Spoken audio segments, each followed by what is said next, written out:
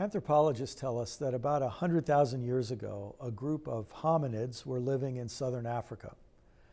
All of us, whatever our race, religion, nationality, political affiliation, all of us are descended, anthropologists tell us, from that group of people. Some of them moved north, and eventually they spread all across Africa, and then some of them came up to the land bridge of the Middle East, and they came into southern Europe. Some took a left turn, populated what we know as Europe. They apparently encountered a similar species, the Neanderthals, and their gene pool led to those of us who are of European descent. Others, when they crossed that land bridge, they took a right turn and they went over across India, and they went over across Southeast Asia. Some went down to Australia. Some actually went all the way up to the north around the Bering Sea. And somewhere between 30,000 and 10,000 years ago, they crossed that land bridge and they went down across what we would call Alaska and Canada and spread across North America and South America. Now, when you hear anthropologists tell that story, one of your questions has to be, why did people keep spreading out? I mean, especially you think the ones who ended up, the Eskimos and the people who live in the far north, why would they ever want to live in such a inhospitable place? And one reason that anthropologists tell us is that they were hunter-gatherers. Now, I don't know if you've ever thought about this, but when you're a hunter-gatherer tribe, you need a lot of land. You need the berries and the nuts and the roots and the prey animals that are in a certain amount of land. And you don't want another tribe coming into your land, otherwise your children will be hungry. So tribes formed, and they would defend their land, and they would force other tribes to have to go somewhere else and find some other land of their own to depend, or to depend on.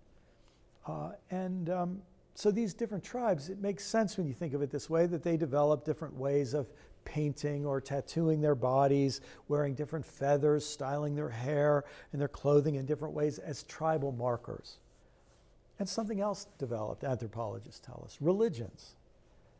Because the tribes that could circle around a stone idol and sing the same songs and follow the same rituals and dances, they would develop greater cohesion, and so their tribal religion would give them a survival advantage over other tribes.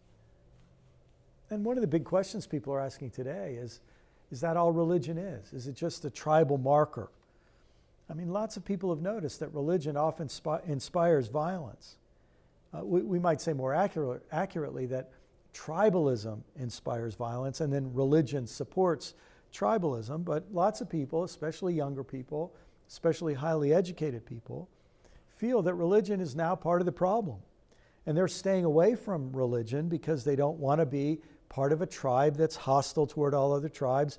They feel we're at a point in history we need to learn to work together and get along and collaborate to face the challenges that face all humanity. Now, in an interesting way, Jesus and his disciples faced the same question, the same struggle. What is religion for?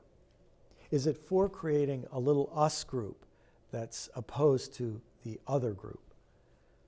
The disciples came to Jesus one day in the Gospel of Mark, and they say, hey, somebody is confronting evil powers in your name, but they're not doing it with us. They're not one of us. They're not part of us. We tried to stop that guy. Now, Mark doesn't tell us this, but I'm pretty sure at that moment, Jesus gave the disciples a major eye roll. I'm pretty sure he was, just at that point, just thinking, oh, how long do I have to be with you guys? You just don't get it. Come on, guys, he says, don't stop him. Anyone who is not against us is for us. We're not looking for enemies to outcompete. We're looking for allies. We're trying to bring people together. We're not looking for who to cut off and reject. We're building a movement, not a club. Then come some words that seem really harsh and easily misunderstood. But I think they're worded strongly because the lesson they teach is really, really important.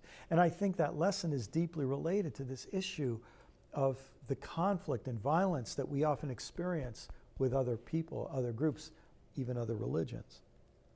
Jesus says, don't you dare put a stumbling block in front of one of these little ones who believe in me. In other words, someone who's trying to do right, don't criticize them. Don't you dare criticize them. Don't trip them up. Don't make things harder for them. Don't get in their way. They're your allies. They're not your enemies.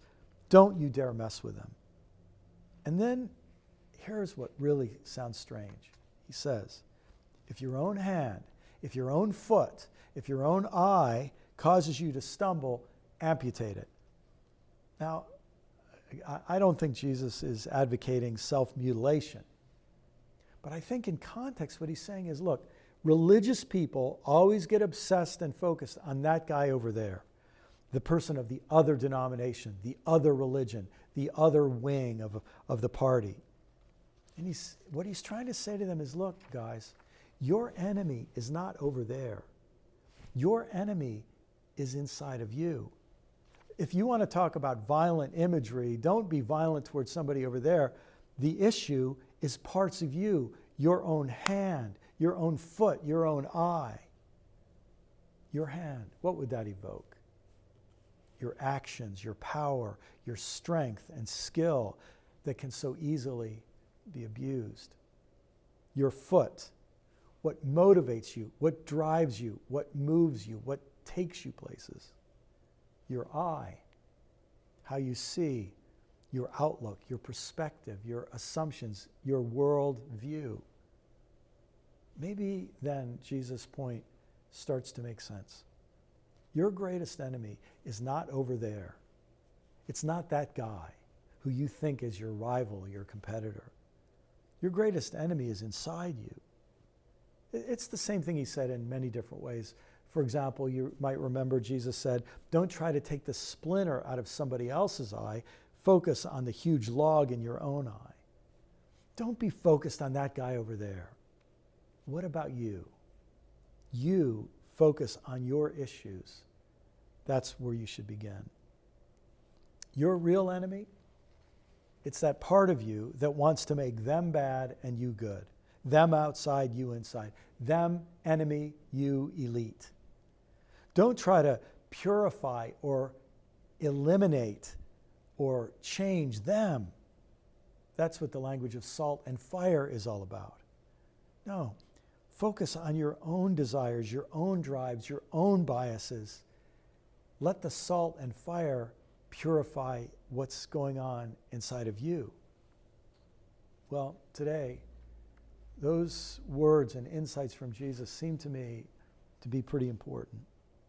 Christian and Muslim, Israeli, Palestinian. We're still building tribes and using religion to justify our hatred and our bias and our hostility.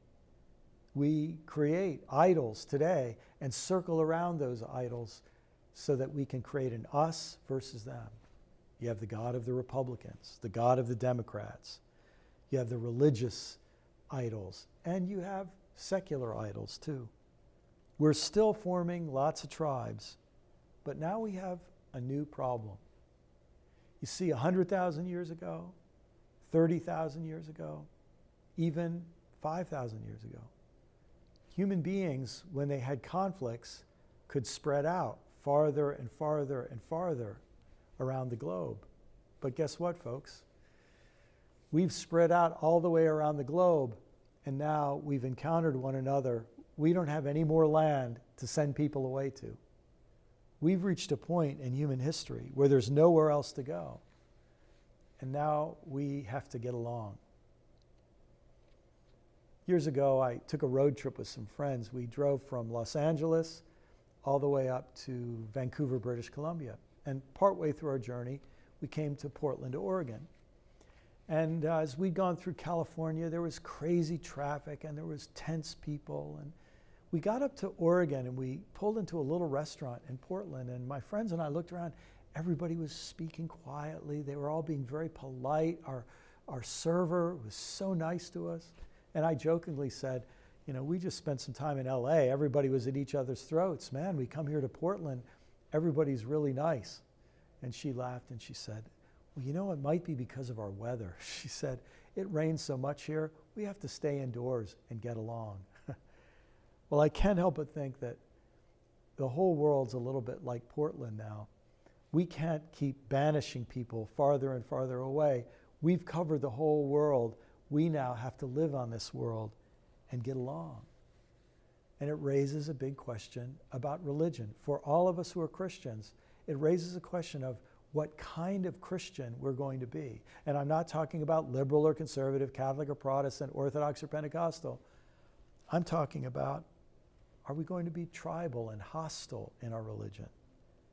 Are we going to always be judging and rejecting and stumbling the person who's trying to do right, who's trying to do good the way they were taught to? But it's just not with us. It's just not part of our little tribe or sect or group. I mean, even in the Bible, we see this at work. Lots of tribal religion in the Bible. Even the psalm that goes with today's gospel reading. It suggests that God is on our side and not theirs. But no, I think Jesus is challenging us to repent of that way of thinking about religion, that way of thinking about other people, and that way of thinking about God. I think Jesus is challenging us to see things in a very new light. He is not here to fracture the world into yet another hostile tribe with their own tribal religion and tribal God. After all, Jesus proclaimed a kingdom. Kingdom is a big, huge whole. It takes many different parts and integrates them into something larger.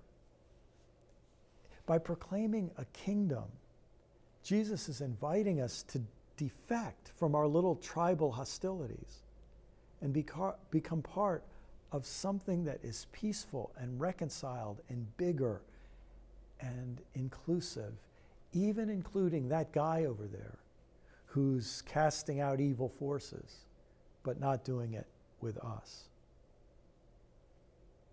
What kind of religion are we going to follow?